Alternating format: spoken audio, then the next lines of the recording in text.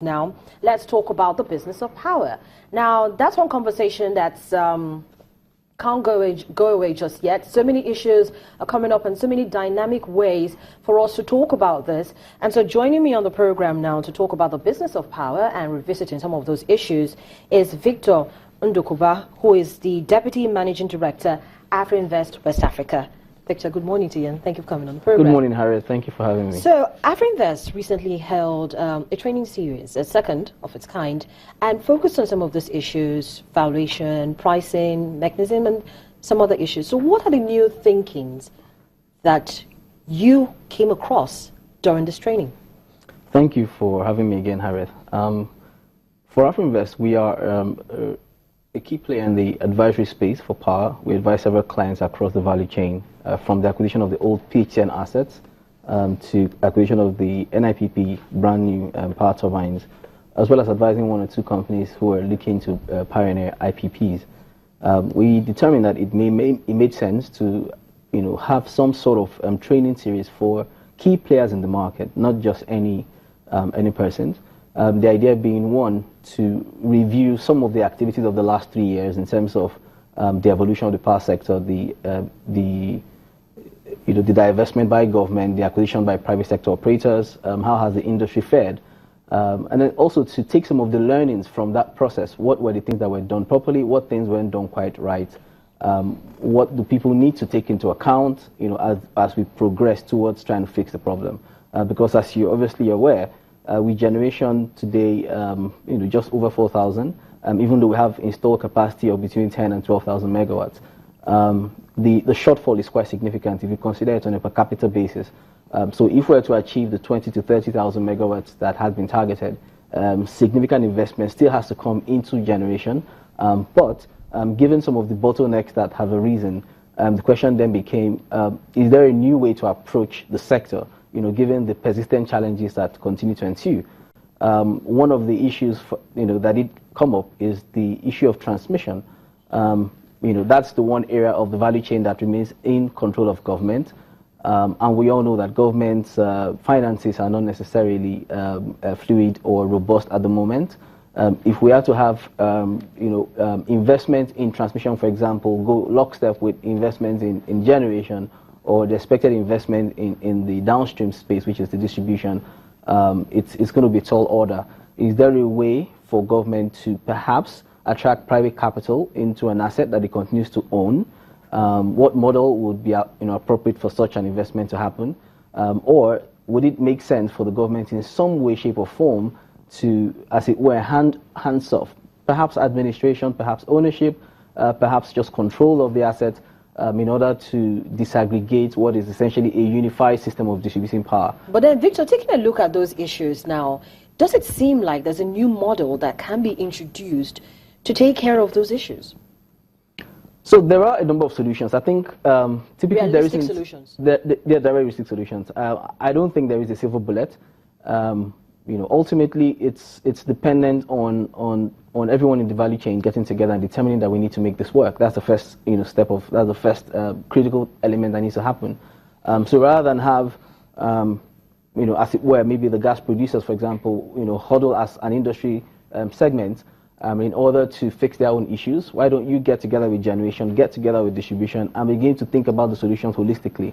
Now, what that could suggest perhaps is an approach where would disaggregate transmission, like I said earlier. Now, how would that be effected, or how can that be realized? One way perhaps would be to do a geographic carve-up that aligns with the existing distribution networks, but then find a way to get private capital to come in and invest in new transmission infrastructure. If we were to do that, for example, it means that the cost of making those investments will be borne wholly by the private sector players in that space. However, all of this cannot be achieved if we don't come back to the issue of tariffs. What is the appropriate tariff to price power? For what class of consumers? How do you classify consumers? Is it possible to have something that seeks to achieve a bridge between a geographic cluster and having a tariff framework that works, because there's a uniformity or there's some sort of homogeneity of customers within a certain geographic cluster? So that might now be achievable if the federal government goes ahead and takes that suggestion of having geographical clusters, for instance. So for areas where you use hydro, Yes. You might not be charged as much as those who probably will have to focus on solar. So if, for instance, I'm paying 1 naira per kilowatt that I consume because I use water, that's hydroelectricity now, for solar I might have to pay 55 kobo. But then, how uniform would that be, and how appropriate do you think it will be for businesses who want to make money, for instance? How would it be in such a way that they wouldn't feel cheated? Okay, so I think the big albatross in the room typically is this desire to have some sort of uniformity of types across the country. I don't know that in a pure market environment that you're going to have to achieve uniformity of prices. You can't buy tomatoes the same price in Lagos as you would in Kano. So the closer you are to source, the cheaper it is, typically, under pure market economics. I think the same thing should go for power. If we are to expect to solve the problem with power, for example, and I said the tariff uniformity is one thing that perhaps may have to give way, and then we'll find that we'll probably have to cascade the development of power projects, starting from areas that are more endowed, in terms of numbers. So with the higher per capita income, able and willing to pay for power, and once those areas have been catered to, then you begin to go further upstream. I think what that then presupposes is that invariably, if we were to approach it from that perspective, then perhaps we need to also then rethink the whole idea of power investments. So on the generation side, do we begin to look at things like embedded or captive power, so that you have smaller power plants sitting right within the area where you need to distribute the power.